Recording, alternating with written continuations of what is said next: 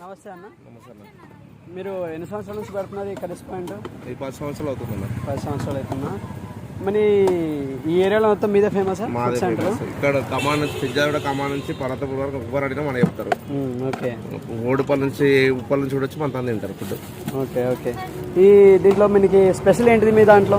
మా దాంట్లో బోటి, తలకాయ, బోటి రైస్ ఎక్కువ. బోటి రైస్, చికెన్ రైస్, మన gongura chicken fry rice, green chicken rice, white rice, bagara rice, మళ్ళా బోటి ఎక్కువ స్పెషల్ ఇక్కడ మా దాంట్లో.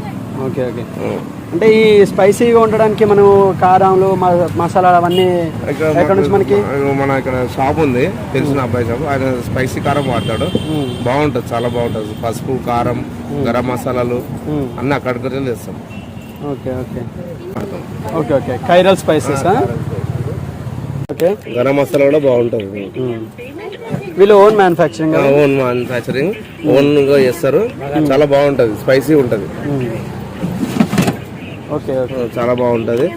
గరం మసాలా కూడా ఏదైనా ప్రతి ఒక్కటి నెంబర్ 1 క్వాలిటీలో రాజీ పడేది లేదు. అది మొత్తం కావాలి, ఏదైనా నెంబర్ 1 ఉంటుంది. స్పైసెస్ నుంచి మన వాళ్ళు ఈ ఫుడ్స్ అన్ని చేసుకుంటున్నారు. ఈ కైరల్ స్పైసెస్ నుంచి మన వాట్ ఎవర్ రిక్వైర్మెంట్స్, మన మసాలా, కారం, పసుపు, స్పైసెస్ ఏవైతే యూజ్ ఉంటాయో వాళ్ళ ఓన్ మ్యానుఫ్యాక్చరింగ్ అంట, వాళ్ళ నుంచి తీసుకుంటున్నాము అన్ని అని చెప్తున్నారు. అందువల్ల మనకి గిరాకీ లాంటిది కానీ ఇవన్నీ మనకి క్రౌడ్ ఎక్కువ రావడం వల్ల ఇదంతా రీజన్, దాని గురించే కైరల్ స్పైసెస్ వాళ్ళ నుంచి అని చెప్పేసి చెప్తున్నారు. ఓకే.